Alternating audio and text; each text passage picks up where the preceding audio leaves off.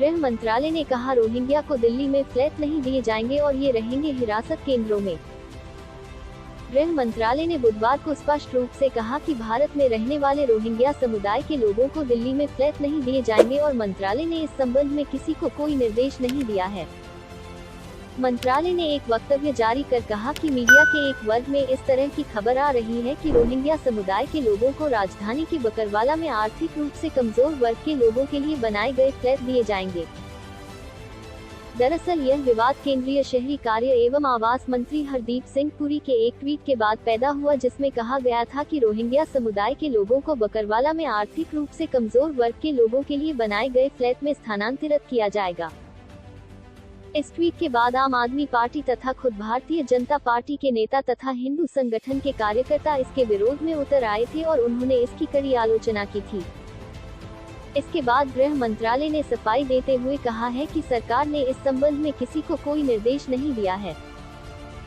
मंत्रालय ने कहा है कि दिल्ली सरकार ने रोहिंग्या समुदाय के लोगों को नई जगह पर स्थानांतरित करने का प्रस्ताव दिया था, जबकि केंद्रीय गृह मंत्रालय ने दिल्ली सरकार से यह सुनिश्चित करने को कहा था कि रोहिंग्या समुदाय के लोगों को उनकी मौजूदा जगह कंचनपुंज, मदनपुर खादर में ही रखा जाए, क्योंकि उन्हें उनके देश वापस भेजने के लिए संबंधित देश की सरकार के साथ विदेश मंत्रालय ने यह मामला उठाया है। गृह मंत्रालय ने कहा है कि रोहिंग्या समुदाय के लोगों को कानून के अनुसार हिरासत केंद्रों में ही रखा जाए। मंत्रालय के अनुसार दिल्ली सरकार ने अभी रोहिंग्या के मौजूदा आवास स्थल को हिरासत केंद्र घोषित नहीं किया है।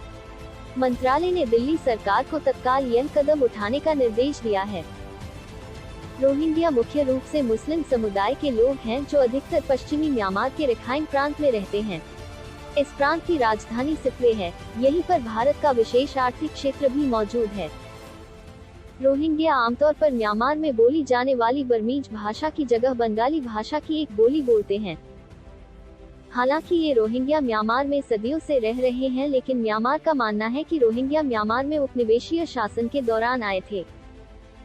इस आधार पर म्यांमार सरकार ने रोहिंग्या समुदाय को अभी तक पूर्ण नागरिकता का दर्जा नहीं दिया है।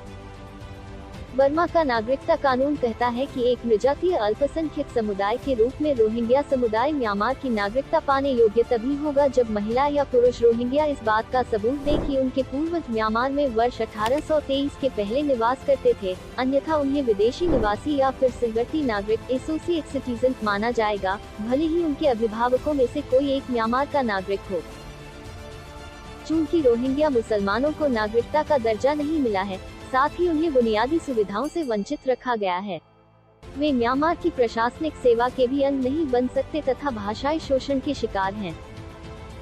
एमनेस्टी इंटरनेशनल की हाल ही में जारी रिपोर्ट से म्यांमार में सैनिकों द्वारा किए गए जघन्यतम कृत्यों का बोध होता है, जिसमें प्रमुख रूप से महिलाओं और बच्चों के साथ किए गए कृत्य शामिल हैं। इसके अतिरिक्त रखाइन प्रांत में रोहिंग्याओं की आवाजाही पर भी पाबंदी लगा दी गई है। बता दें कि हाल में अमेरिका द्वारा धार्मिक स्वतंत्रता पर अंतर्राष्ट्रीय मंत्रिस्तरीय सम्मेलन का आयोजन किया गया। इस सम्मेलन में ही अमेरिका ने म्यांमार के सैन्य कमांडरों पर प्रतिबंध लगाने की घोषणा की। इस घोषणा के साथ ही अमेरिका प्रथम देश बन गया है जिसने सार्वजनिक स्तर पर म्यांमार सेना के अधिकारियों पर प्रतिबंध लगाया है। भारत के गृह मंत्रालय के आंकड़ों के अनुसार भारत में लगभग 40,000 रोहिंग्या शरणार्थी रहते हैं। ये बांग्लादेश से भारत पहुंचे हैं।